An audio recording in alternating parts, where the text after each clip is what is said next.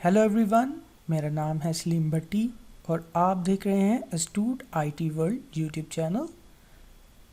थोड़ा एक्सेल वैक्सेल हो जाए जी। तो दोस्तों, हमारी एक्सेल वैक्सेल सीरीज़ चल रही है, उसमें मैं आपको खुशामदीद कहता हूँ। आज का जो हमारा ट्यूटोरियल है उसमें हम सीखेंगे ऑटोफिल का फंक्शन। ऑटोफिल का फंक्शन जो है उसके क्या क्या काम है, उसको हम किस तरह से इस्तेमाल करते हैं और वो किस किस जगह पे और किन किन तरीक़ों से इस्तेमाल होता है वो हम देखेंगे। आपके सामने मैं एक एग्जांपल दूंगा। सपोज़ आपने एक नंबर ऑफ़ सीरीज़ लिखनी है, जिसमें सपोज़ आपने लिखना है 1 2 3। इसी तरह आप लिखना चाहते हैं अबाउट 10 to 15 जो नंबर ऑफ़ सीरीज़, तो आप बजाय कि मैनुअली लिखें, एक्सेल इसको बहुत आसान कर देता है। एक्सेल में आप जस्ट 2 नंबर्स लिखेंगे, एक 1 एंड दूसरा 2। इन दोनों को आपने जस्ट सेलेक्ट करना है और बॉटम राइट कॉर्नर पर आपको यहाँ पर एक बॉक्स नज़र आ रहा है।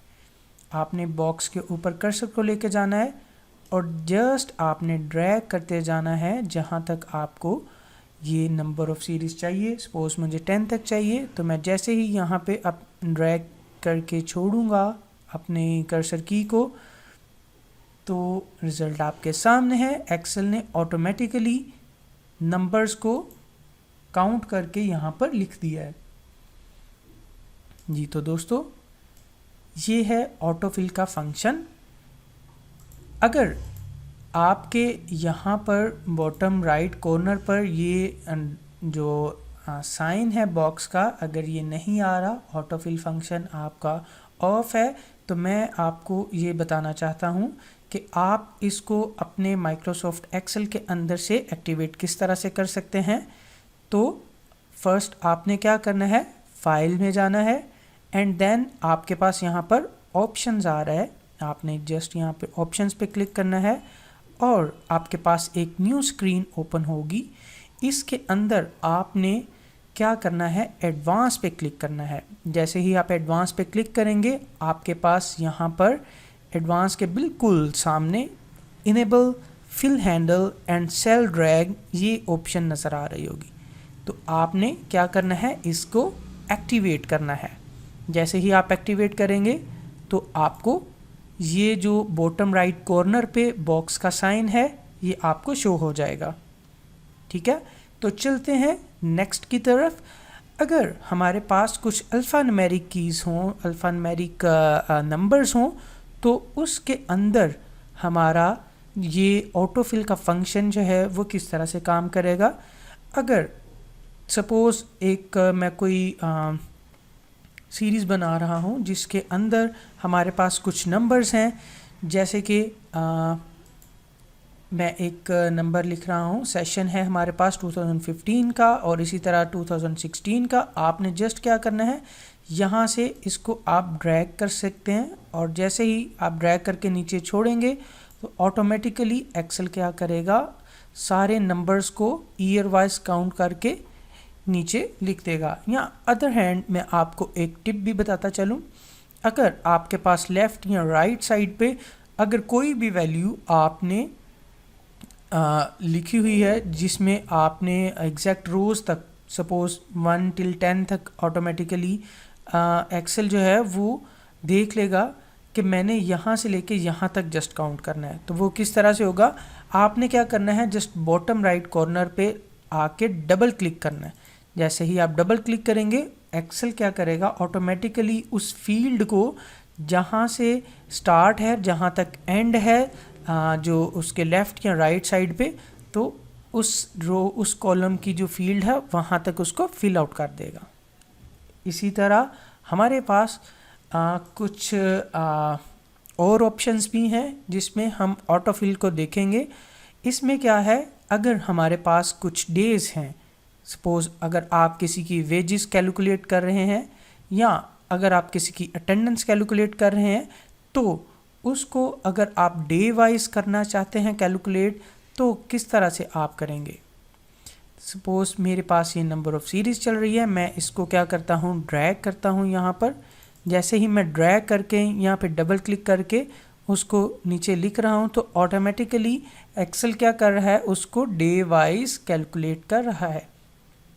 सपोज 12 में था, फिर नेक्स्ट डे क्या है, 13 में है, फिर 14th में, 15th में, इस तरह डे वाइज ऑटोमेटिकली एक्सेल ने उसको कैलकुलेट कर लिया।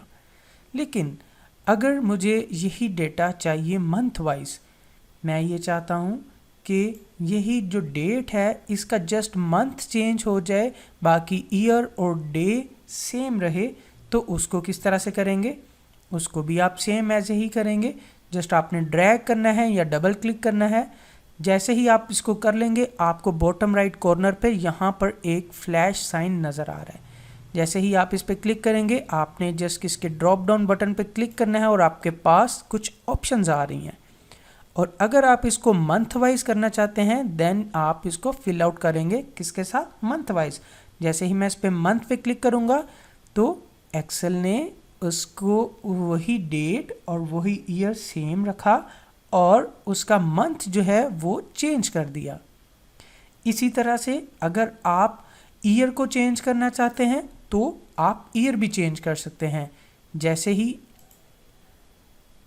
ये एक नेक्स्ट ईयर वाली कॉलम है जिसमें मैं क्या कर रहा हूँ, डबल क्लिक करके इसको ओपन कर ड्रैग कर रहा हूँ एंड देन ऑटोफिल में यहाँ पर क्लिक करूँगा और यहाँ से मैं फिल ईयर्स वाली ऑप्शन को सिलेक्ट कर रहा हूँ।